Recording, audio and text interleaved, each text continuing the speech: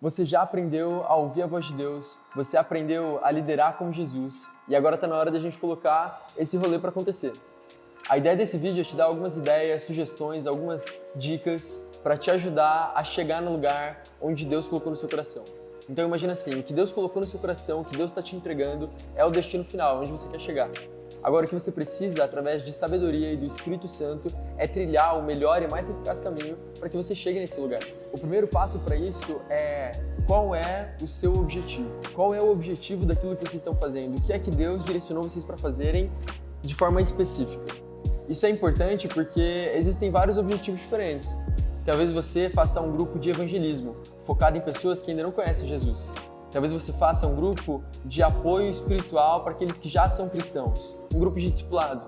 Talvez vocês façam e levantem um grupo de oração na sua escola, talvez um grupo focado em adoração. Existem diferentes coisas que vocês podem fazer, diferentes caminhos.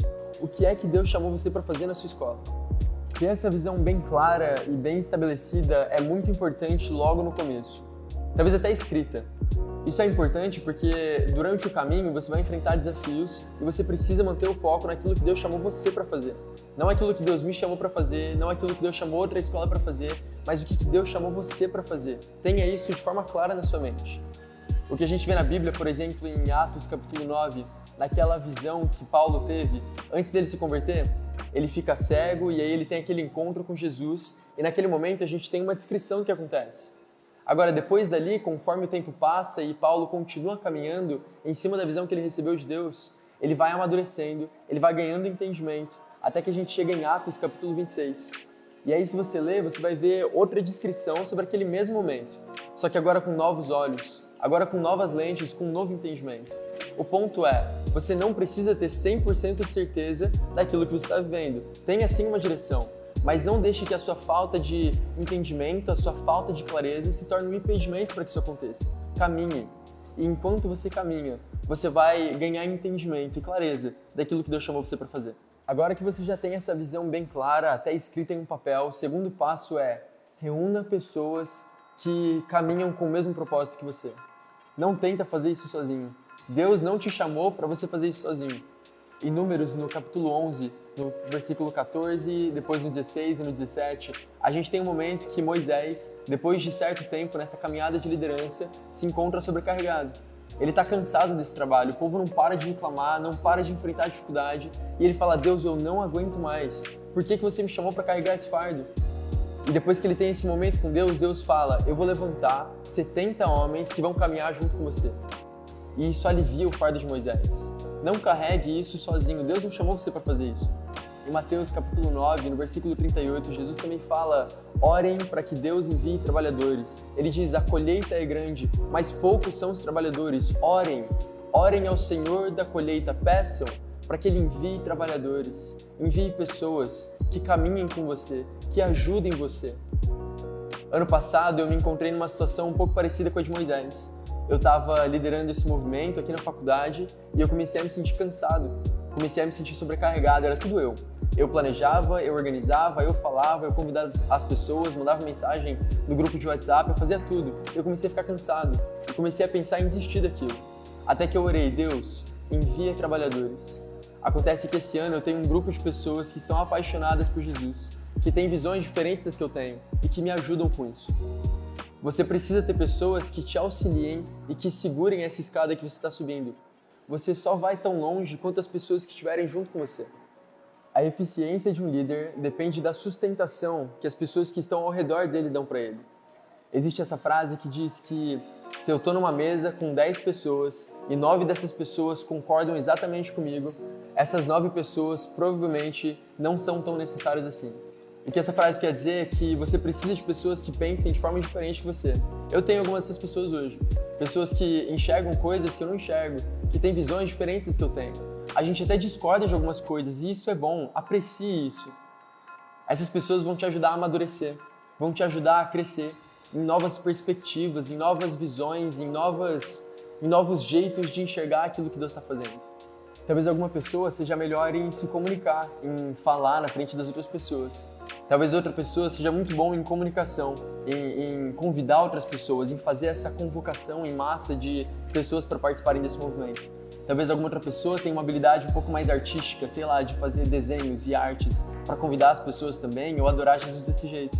Talvez alguém cante, talvez alguém toque, talvez alguém seja bom em conduzir momentos de oração, em planejar, em se organizar, em conversar com a coordenação, seja o que for. Você precisa de pessoas que têm diferentes habilidades. Convide essas pessoas e permita que elas façam parte daquilo que Deus está fazendo também. O terceiro passo é honre as autoridades da sua escola. Respeite as regras, respeite essas pessoas. Isso é bíblico também.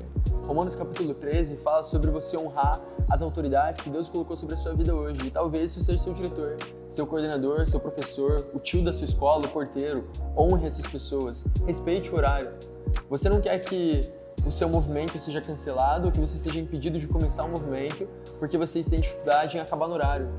Se for para ter esse movimento proibido, que seja porque as pessoas estão chegando atrasadas depois de chorar em arrependimento e não conseguem sair daquele momento na presença de Deus, ou porque você está orando pelas pessoas e elas estão sendo curadas e está acontecendo essa bagunça de Jesus na sua escola, ou porque você está orando pelas pessoas e essas pessoas estão tendo demônios expulsos e está acontecendo esse rolê louco na sua escola, que seja por isso que você seja proibido.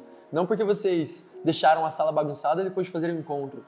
Seja respeitoso, seja honroso, seja fiel com aquilo que Deus te entregou. Quarto passo prático, planeje os encontros com antecedência. Então o que vai acontecer nesses encontros? Vai ser um tempo de louvor, vai ser um tempo de oração, vai ser um tempo de palavra, vai ser um tempo das pessoas compartilharem o que elas estão vivendo, ou fazer alguma pergunta e abrir para as pessoas responderem, ou abrir para as pessoas fazerem perguntas enquanto você vai responder, seja o que for, o que vai ser. Monta uma escala, prepara, organiza isso com antecedência. Quanto antes você se organizar com essas coisas, mais tempo você vai ter de preparar elas depois. Quem vai participar junto com você? Vocês vão ter uma escala semanal e cada semana vai ser uma pessoa diferente. Quanto tempo vocês vão utilizar para cada coisa? Vocês vão fazer várias coisas em um dia só? Vocês vão fazer uma coisa em cada dia? Por exemplo, aqui na faculdade, no começo a gente fazia louvor, palavra e oração. Mas daí a gente começou a perceber que era muito pouco tempo para muita coisa. E a gente decidiu, teve esse entendimento de fazer só uma coisa em cada encontro. Então, geralmente, se é palavra, é só palavra. Se é louvor, é só louvor. Se é oração, é só oração. Às vezes, alguma dinâmica diferente, alguma coisa que Deus coloca no coração, a gente tem alguma ideia diferente. Mas tenha isso claro para você. O que é que você pode fazer e como é que você pode se planejar para fazer isso da melhor forma possível. Agora, o quinto passo é divulgue. Faça a divulgação. Como você vai fazer isso? Depende de vocês. Talvez a sua escola libere vocês passarem de sala em sala convidando as pessoas. Isso é muito legal, faz isso. Talvez vocês possam criar um grupo no WhatsApp e vocês podem pegar esse QR Code e aí imprimir esse QR Code, colar pela escola para a galera entrar no grupo e aí lá no grupo vocês comunicam. Isso é muito legal também. E se vocês criarem um Instagram? É uma possibilidade. Com o Instagram você vai poder deixar uma coisa mais firmada, então as pessoas vão saber que existe algum movimento ali. Isso é muito legal, isso é muito bom. Vocês vão poder postar o que está acontecendo. Pensem em formas criativas de divulgar esse movimento. Então vocês podem escrever alguns versículos e entregar pela escola, falando que vocês vão ter um encontro ali. Sei lá, pensem, sejam criativos, saiam da caixa, convidem as pessoas de alguma forma. Dependendo da sua escola, talvez você tenha que ser um pouco mais discreto. Não despreze o poder do um a um. Quando eu olho hoje para a galera da minha sala, muitos deles têm vergonha de participar. Acredita nisso? Depois de vários encontros que eles já participaram, eles continuam tendo vergonha de ir para aquele momento. E eles não vão, a não ser que eu chegue neles de forma individual e fale, não, bora lá, vai ser legal, vamos lá, tô te convidando. E aí eles vão e eles sempre gostam.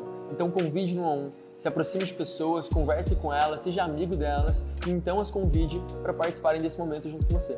E por fim, a nossa última dica é permita-se errar. Não tenha medo de cometer erros. Tá tudo bem se você errar em alguma coisa. Permita-se errar. Existe um tipo de erro que eu gosto de chamar de erros produtivos. Os erros produtivos são erros que você aprende com eles, você cresce com eles, eles te ensinam alguma coisa. Não cometa um erro e depois esqueça o que aconteceu e passa para a próxima. Aprenda com isso. O que você pode melhorar? O que você pode fazer de melhor? Quando você errar, tá tudo bem. Arrependa-se se necessário, reconheça que você errou, aprenda com esse erro e vambora, vai para a próxima. Aprenda com seus erros, erre. É melhor que você seja ousado, erre e depois aprenda com seus erros do que nunca fazer nada e nunca errar. Como eu disse no começo, o intuito desse vídeo era que você recebesse algumas dicas práticas de coisas que você pode fazer para se organizar e para trilhar o melhor caminho para aquilo que Deus colocou no seu coração. Tudo isso é só uma sugestão. São ideias baseadas na minha experiência, na experiência de outras escolas que a gente tem acompanhado E eu espero que isso tenha te ajudado. Que você continue orando sobre isso, continue recebendo essas orientações de Deus e a gente está muito empolgado para aquilo que Deus vai fazer na sua escola. Compartilha com a gente.